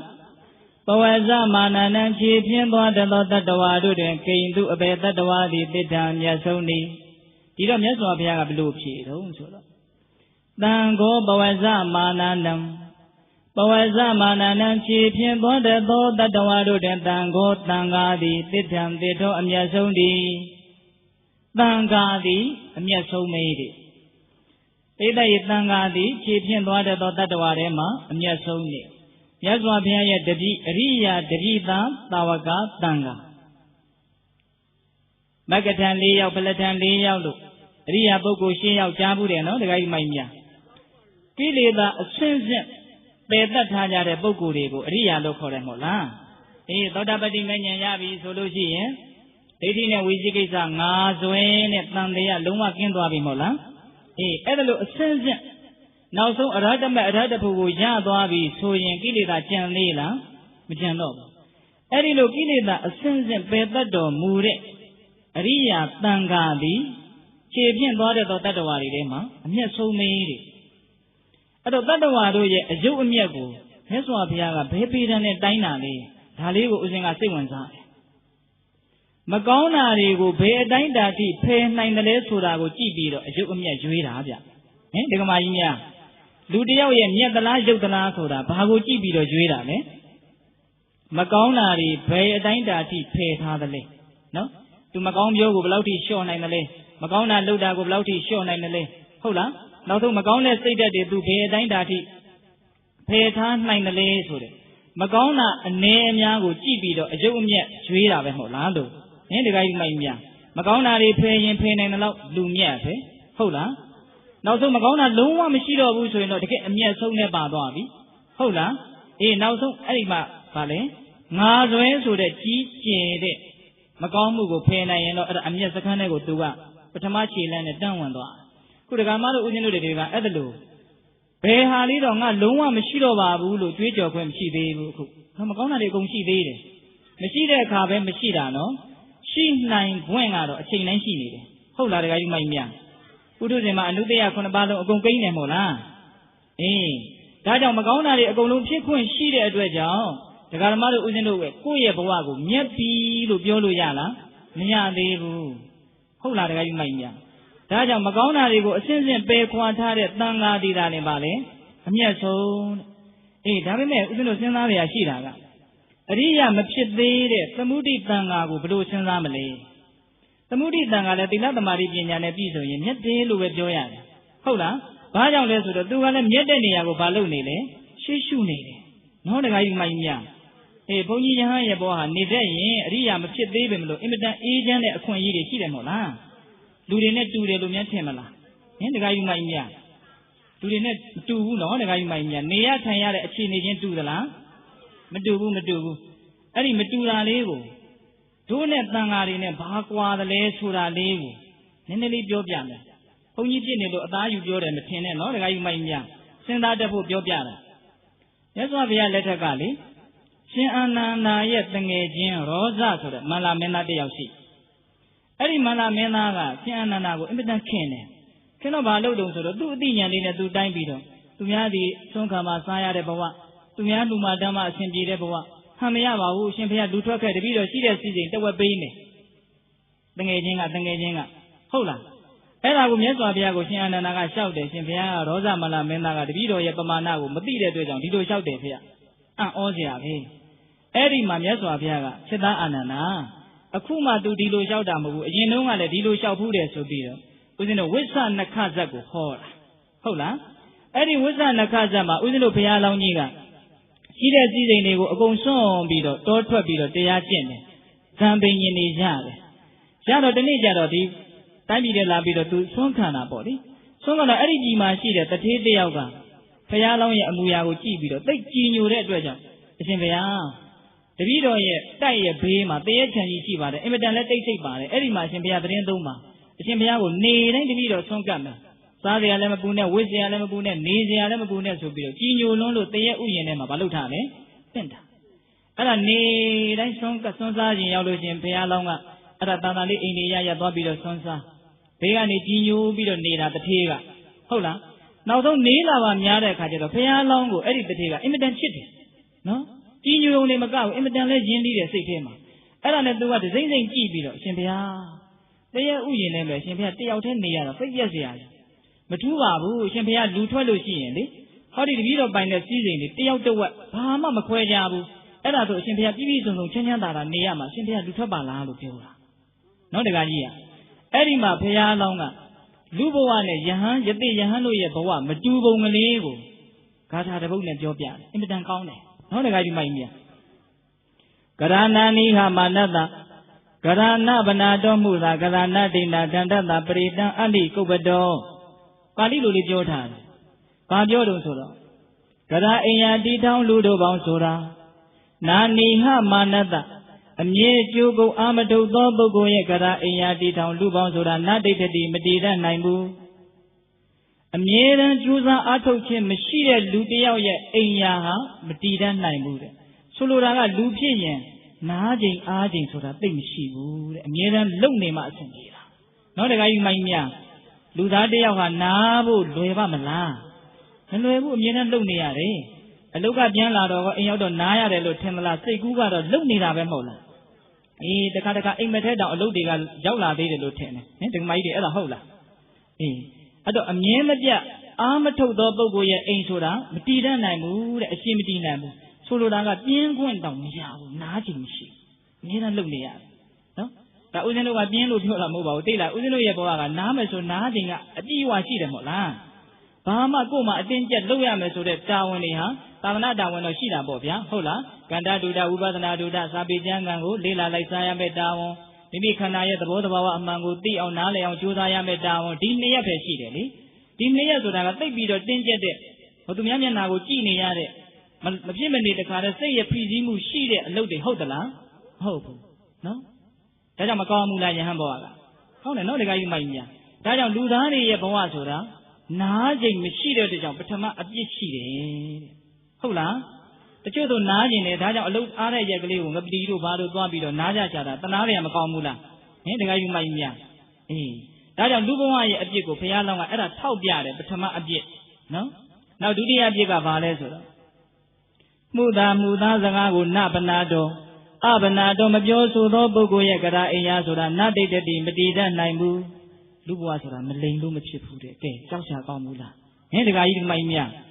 မှုသားမပြောတဲ့ပုဂ္ဂိုလ်ရဲ့အိယာဆိုတာမတည်တတ်နိုင်ဘူးတဲ့ဟုတ်လားကဲဒီလူကပတ်စံလာပြီးတော့ချိန်မပြန်ပေးနိုင်တဲ့အရေးရောင်လည်းမရှိဘူးဆိုတော့ဘယ်လိုပြောလိုက်ရလဲ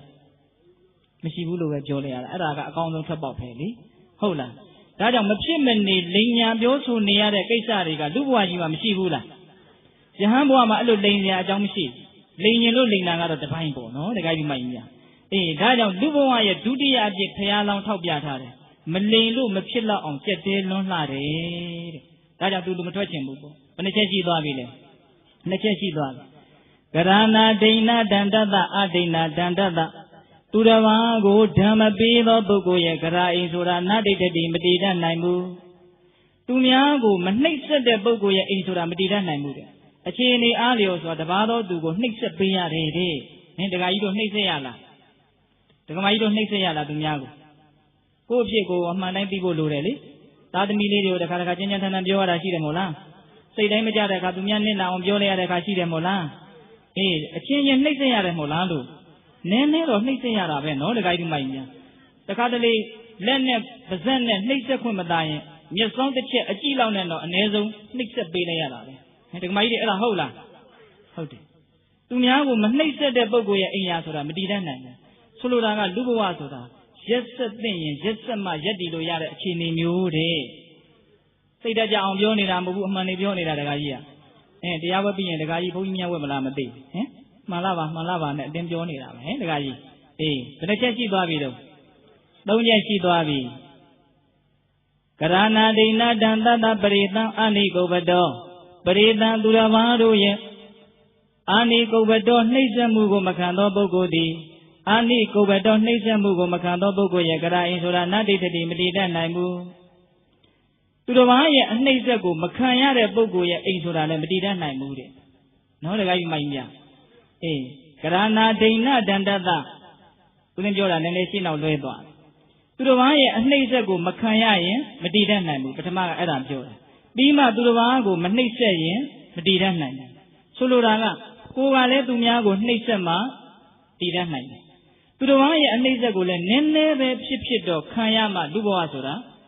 တည်တတ်လို့ရတယ်။ကဲခံရတယ်မို့လားတခါကြီးမိုက်မြအိမ်နီးနားချင်းနဲ့အဆင်မပြေတော့အပြောလေးတွေမခံရဘူးလားခံရတယ်ဟုတ်လားလှုပ်ဖို့ကံပဲနဲ့အဆင်မပြေတော့မခံရဘူးလားခံရတယ်အဲ့တော့ဘဝမှာသူတော်ဘာရဲ့အနှိမ့်ဆက်ကိုမခံရဘဲနဲ့ဘဝဆိုတာရက်တည်လို့ရလားမရဘူးအဲ့ဒါယဟန်ဒီဘဝတဲ့ပိုးပြီးတော့ကြက်သေးတယ်လို့ဒီလိုအဓိပ္ပာယ်ပြောတာနော်တခါကြီးမိုက်မြအဲ့တော့မြတ်စွာဘုရားအလောင်းတော်ကဘယ်လိုပြောလိုက်လဲ၄မျိုးပြောလိုက်တာဟုတ်လားဘယ်နှမျိုးပြောလဲ၄မျိုးပြောတယ်အမြဲတမ်းအားမရှိအနာမရှိလုံနေမှရက်တည်နိုင်တဲ့အတွက်ကြောင့်လူဘဝသည်ကြက်သေးတယ်ဟုတ်လားပြီးတော့ဗာလဲမှုသားမပြောရင်မဖြစ်တော့အောင်ကြက်သေးတယ်ဟုတ်လားသူတစ်ပါးရဲ့နှိမ့်ဆက်မှုကိုမခံယူလို့မရတော့အောင်ကြက်သေးတယ်သူများကိုရက်ဆက်သိရင်ရက်ဆက်ရမယ့်အခြေအနေမျိုးကြက်သေးတယ်ဒါကြောင့်ငါလူမထွက်နိုင်ဘူးလို့ပြောပြတယ်ဘုရားလောင်းကဟုတ်လားဒါကဥစဉ်ကဘာကိုရည်ရွယ်ပြီးတော့ပြောတာလဲယတိယဟန်နေရဲ့ဘဝနဲ့လူဘဝရဲ့ကွာခြားချက်ကလေးကိုပြောပြတာနော်တခါကြီးမိုက်မြဒါကြောင့်ဒီမှာပါလဲတံဃောဘဝဇမာနနံခြေပြင်းသွားတဲ့သောတတ္တဝါတို့တွင်တံဃောတန်ဃာသည်ဘဝရောအမျက်ဆုံးသည်တန်ဃာသည်အမျက်ဆုံးဆိုတာကိုသဘောပေါက်အောင်ကိုယ်နဲ့လည်းပဲနှိုင်းတတ်အောင်ဒါအခြေခံလေးကိုပြောပြတာဟုတ်လားအနှစ်သာရရှိပြောရရင်ပါလဲ မကောင်းတာတွေကိုအစင်းစင်းဖယ်ခွာထားနိုင်တဲ့အတွက်ကြောင့်တန်ဃာသည်အမျက်ဆုံးဘာတန်ဃာလဲအရိယာတန်ဃာသမုဒိတန်ဃာကြတော့မကောင်းတာဖယ်ခွာဖို့ရှေ့ရှုနေတဲ့အတွက်ကြောင့်မြတ်တယ်ဒီလိုပြောတယ်နော်အဲ့တော့ဒါတတိယပါလေမြတ်စွာဘုရားရဲ့အဖြေဟုတ်ပြီလားတံဃောဘဝဇမာနနံဗုဒ္ဓောဘဝတတံဝရောသတုဋ္ဌမြောက်အဖြေကိုသွားကြမယ်နော်ဗုဒ္ဓဘုရားရှင်ကိုယ်တော်မြတ်ကြီးသည်ဘဝတတံစကားကောင်းကိုပြောကြားတတ်သူတို့တွင်တတံတထောအမျက်ဆုံးသည်ကောင်းတဲ့စကားကိုပြောကြားတတ်သူတဲမှာတော့ဘုရားသည်အမျက်ဆုံးပဲတဲ့ဒါလေးကတော့ဦးဇင်းတို့အကြိုက်ဆုံးအဖြေပေါ့ဗျာဟုတ်လားတခါကြီးမိုင်းမြစကားကောင်းကိုပြောတတ်သူတွင်ဘယ်သူအမျက်ဆုံးလဲ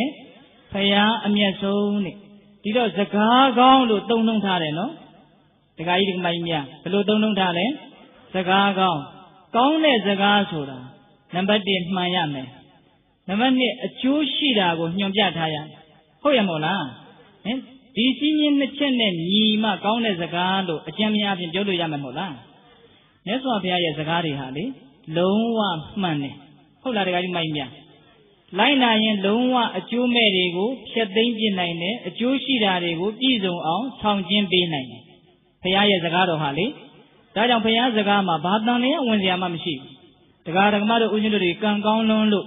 ဘုရားရဲ့စကားတော်တွေကိုအခုဘာလို့ခွင့်ရနေတာလဲနားထောင်ခွင့်ရနေတာလုံးဝတန်တရားဖြစ်ဖွယ်မရှိသောလုံးဝအတွေ့အကြုံရှိပြီးမှအတိတွေအမှန်တွေကိုသာပြောထားတဲ့စကားဟုတ်လားတခါကြီးမိုင်းမြဒါကြောင့်မြတ်စွာဘုရားရဲ့စကားဒီစကားတကစကားထဲမှာပါလဲအမျက်ဆုံး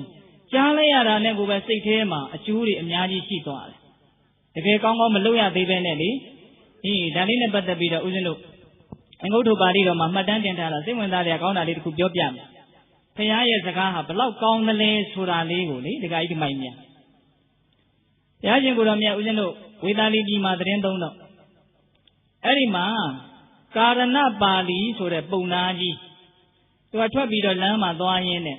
ပိန်ကိယာနီလို့အမည်ရတဲ့ပုံနာတစ်ယောက်နဲ့လမ်းမှာတွေ့တဲ့အခါကျတော့ကာရဏပါဠိပုံနာကြီးကပိန်ကိယာနီပုံနာကြီးကိုမေးတယ်အရှင်ဘယ်ကပြန်လာတာတော့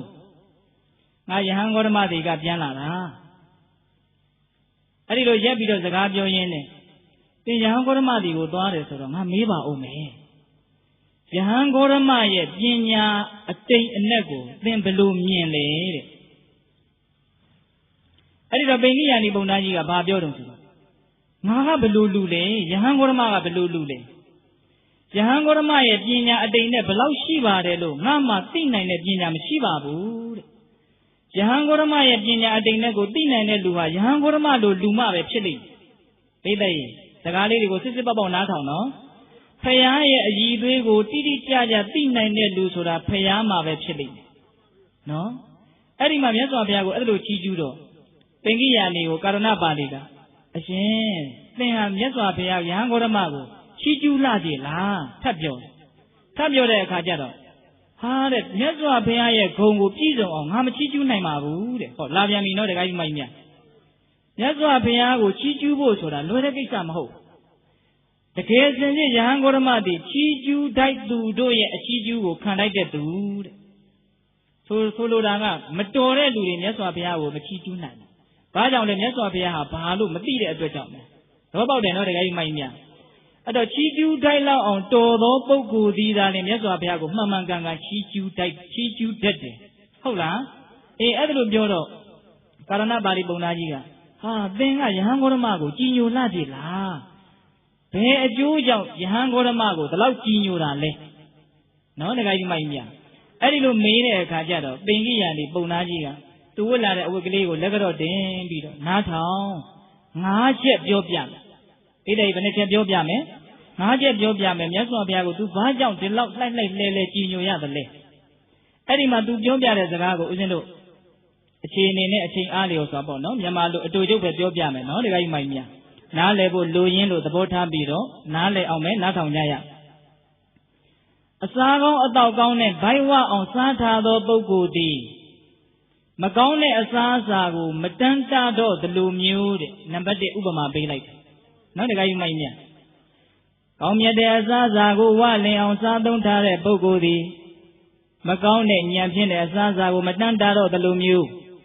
Piajin Guromia, the other, Jana Taya, Bogodi. The Jalo, Ayuada, Shida, the Manajamana, Amikanya, Bogudu, the Azarago, Naton, Luzik, Michidobu. Tari would be Opiala, no? The Mesopia is a Gago that Hinjala. Here's a Gama went to Miaro, a G reading a thick one. That would be Opiala, Dila. Paya is a Gago that Jabu Tame Suyin. Ha, Begavanga, Benanga, Bedinaji, Yodaga, Santoji, Taindaji, Mesopia is a Gago, Bezagama me. No, the guy you might that wouldn't look Yoni Ramuno. That would be Ubama be like it. Countless immigrant moon yet the Assasa and one needed Ludiava. Anything, Mamma Gone Assasa was such a mamma. Ah, say Guma Michiro. Take on Ubama, no, the guy you might mean. That young Yeswabia, ever love Countless Zaka, she is doing who made your dome would have Piago to take you. Number no? Now the money Bob Jordan. Evidence Salam not they need of Boguti. Yamonzo, so that was no. Papa Buengo town beat of Yain and Saint Beat of Sota. Hola, Nule Nuniane, Chule, Hola. Eddie Yamonzo goes, Sa like the Penaliga, Kai like. Tabido, Ayada, Chisa, Lula, Ayada, let Shire, Ahara, let Chitty. Hola. Eddie Lugam Yaswapia, Zagago, not on Layan. Say to him, one land doare, young year doare, tending doare. Tabiola. Not a guy in my mia. Paya the Yazagaha, ever look 9 2 Shide. Nachechi Babino. Kaune Azaza, Usaya Dudi, Macaune Azazago, Madanda the Lu. Yamonzo, Yado Bogo, Salon Bogo, the Benaga, Kai, Salai, Chumye, Kaumye de Ayadago, to the Lu. Hola. Now Daddy Yaba Jordan. Sanagu Shugo Pizzi, Sanagu Wago Pizzi. A Jinga Pipi, Piaga Pipi, a Lega Pipi, the Zondia one Name so yen. Immadam Mui China Jena who say about Yame. Miyabi Bula? Yame. Every lower Neswapia at the Yago. Pelu de Yawe Pizzi, a Sawe Pizzi, a Leve Pizzi, a Soma Pizzi, not on Gila. Sanagu na Penny Yagamasu, Jani the Lumu. Hola. Say a Ginumu, knit them move, Paya de Arodi, Pay say Banga Sasa, Lila. Say a Ginumu, Ejamu, Beku, Beba. 11 Chechi Babido. Don't yet see Babi. Now never leave our Jordan. Immadan Yoga, we are Nizedo, Pemana, Nene, Yoga, there go. Join Jendo, Siziadi. To Yoga with an Ama Babia on Tamia on. Join Jenet, Siwa do Pien. Kuzat Jelilo. Yoga with an Ari, Jokwa the Lumu. Paya Diago, Nalaya, and Lila Laya. Say them are people needed. Toka Bridi was Suinari, Busuinari, one Nari. Say a Magile Moody, huh? Eddie Diago, Lila like Chinyao, the one Babia. That is Sanjilo Yare, no, the guy in my mia. Namyaso Diago Chijunida, hola. That on Paya Zagaya, Gidu, Salutania, Duga, Chijubia. Join Jendo, Sisiadi. Yoga de Widna, 2 years, see one it. Pay like the Lumu, hola, the guy in my mia. That I wasn't no students of Piaji, Piachi, the Yeda, Josina, Odran, Bodan, be one down, Odran, Damam. Josina, Odran, Bodan, making a Odran, Damam, be one down, Odran, Danga, Rogi, Gota, Mahawundi. Immigrant Sanjay, the Piachi, Yeda, the Sro Yigera, no? Bale Divega. Odran, Tiadi, Udo, Sirom, Yago, Yosin, the Poseta Mugedo, Bodan, Tamado, Yine, Duramure, Piachi, Guram, Yajigo, Lagam. How and all the guy in my India. Begging and begging Shibadi Udo, all the dance, see the boy, Damantia, Romyagulagam. The Yaja of Sidi, who are the guy in my India. All the damn begging Shibadi Udo, see Romyago, P1 and Taikuido, Buddha, Danga, Tanga, Romyagulagam. Siranatuma Sungore, no? See go post a day, yes, Wapia. Hold on. See the poet, Tia. Eddie Diadi Udo Sigo, Taikuido, Buddha, Tanga. Eddie Jeranam Yaduma good.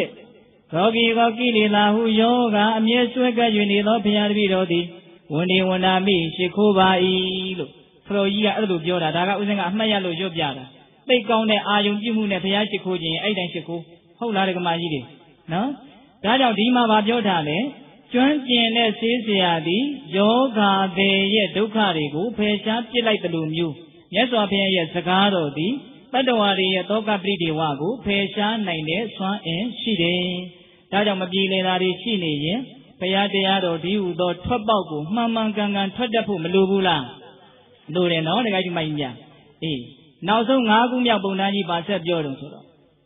အင်မတန်ခရီးပန်းလာလို့အပူလောင်နေနှိမ့်ချက်လို့ရေကလည်းအင်မတန်ဆာလောင်မှုတ်သိမ့်လာတဲ့ခရီးသွားတစ်ယောက်တည်းကြည်လင်အေးချမ်းတဲ့ကြာမျိုး၅ပါးနဲ့ပြည့်စုံတဲ့စိတ်ကန်းနဲ့လည်းပြည့်စုံတဲ့အရေးအာဝါဒနဲ့လည်းပြည့်စုံတဲ့ရေခံကြီးကိုတွေ့တဲ့အခါမှာတဲ့အစာပြေအောင်တောက်လိုက်တယ်နားထောင်နော်တခါကြီးမိုင်းမြအစာပြေအောင်တောက်လိုက်တယ်ပြီးရင်အဲ့ဒီတဲ့ကိုဆင်းပြီးတော့စိမ့်ပြီးတော့ရေကိုချိုးလိုက်တယ်စာတာပထမပြောက်သွားမယ်ပြီးရင်အိုက်ပူဆက်လောင်ဖြစ်နေတဲ့အပူအိုက်တွေကြောက်သွားမယ်နှစ်ချက်နော်တခါကြီးမိုင်းမြအဲ့တော့မြတ်စွာဘုရားရဲ့တရားတော်သည်နံပါတ်1စာလောင်မှုတ်သိမ့်ခြင်းကိုဖယ်ရှားပေးနိုင်တဲ့အစွမ်းရှိတယ်နံပါတ်2ပူလောင်ခြင်းကိုဖယ်ရှားပေးနိုင်တဲ့အစွမ်းရှိတယ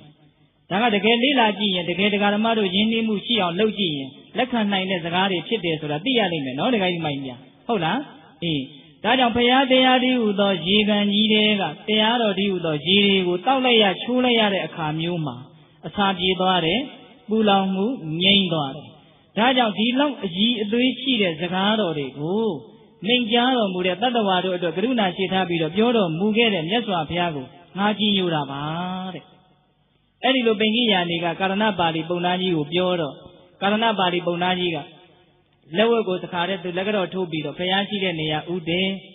်လက်ဥကလေးချီးပြီးတော့နမောတတ္တဆိုပြီးတော့မြတ်စွာဘုရားကိုရှိခိုးတယ်နော်တခါကြီးမိုက်များအဲ့ဒီမှာသူဘာပြောတော့ဆိုတော့သူပြောတာလေးကလည်းနည်းနည်းတော့စိတ်ဝင်စားစရာကောင်းသေးတယ်မျက်စိလဲနေသောပုဂ္ဂိုလ်ဒီလမ်းမှန်ကိုတွေ့လိုက်တယ်လို့မျိုးငါခံစားရတယ်တဲ့နော်တခါကြီးမိုက်များတရားဆိုတာမျက်စိလဲပြေးသေးတယ်ဆိုတဲ့အဓိပ္ပာယ